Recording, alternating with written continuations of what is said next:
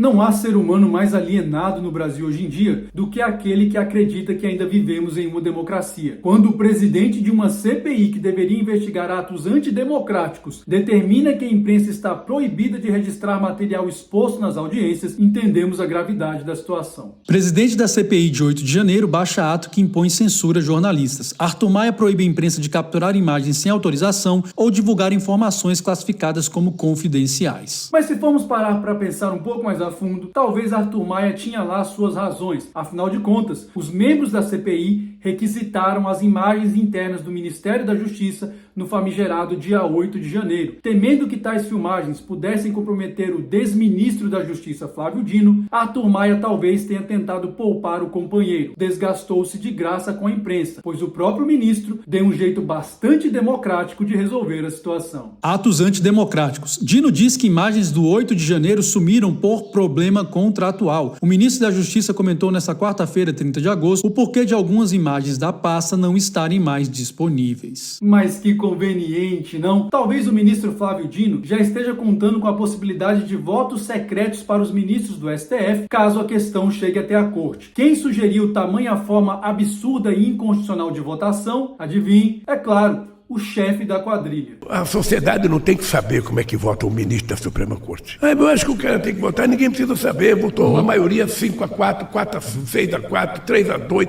Não sei ninguém também. Foi o Showa que votou, foi o Camilo que votou. Bom, esse aí realmente vamos concordar que não deveria estar preso. A essa altura, ele já deveria ter sido internado em um hospício há muito tempo. De qualquer modo, com o tipo e qualidade de votos que os ministros do STF andam dando por aí, talvez realmente fosse melhor que eles nos poupassem de saber a autoria de tais pérolas. Um exemplo claro disso foi o recente voto do ministro Dias Toffoli, que no âmbito da Operação Lava Jato anulou provas do acordo de leniência firmado com o Odebrecht e lembrou os seus velhos tempos de advogado do PT. O grande assunto nesse momento, aqui no nosso país, nessa quarta-feira, dia 6 de setembro de 2023, é a decisão do ministro do STF, Dias Toffoli, de anular todas as provas obtidas a partir da delação da Odebrecht.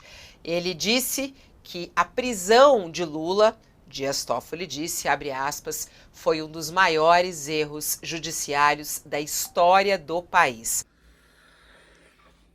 Pior de tudo é viver em um país onde você já nem sabe mais o que você pode ou não falar, sob pena de se ver, de uma hora para outra, envolvido em uma investigação judicial ou criminal completamente arbitrária e inconstitucional. Somando seus diversos casos de perseguição política praticados pelo governo totalitário de Lula nos últimos meses, recentemente o jornalista Alexandre Garcia está sendo alvo de uma investigação por simplesmente ter pedido uma apuração mais profunda sobre a tragédia que se abate sobre o estado do Rio Grande do Sul atualmente, porque ela pode ter sido agravada por ação humana. O Rio Grande do Sul vive uma crise humanitária desde 3 de setembro, quando chuvas intensas resultaram na morte de 46 pessoas e no desalojamento de mais de 20 mil. Alexandre Garcia, no entanto, afirmou nesta sexta-feira, 8 de setembro, que é preciso investigar porque não foi só a chuva que causou as inundações. Abre aspas. No governo petista foram construídas, ao contrário do que recomendavam as medições ambientais, 3 represas pequenas, que aparentemente abriram as comportas ao mesmo tempo, e isso causou uma enxurrada, completou o jornalista. Jorge Messias, o advogado-geral da União, publicou no X, a versão antiga do Twitter, que a Procuradoria Nacional de Defesa da Democracia abrirá um procedimento contra Garcia. Determinei à Procuradoria Nacional de Defesa da Democracia a imediata instauração de procedimento contra a campanha de desinformação promovida pelo jornalista. É inaceitável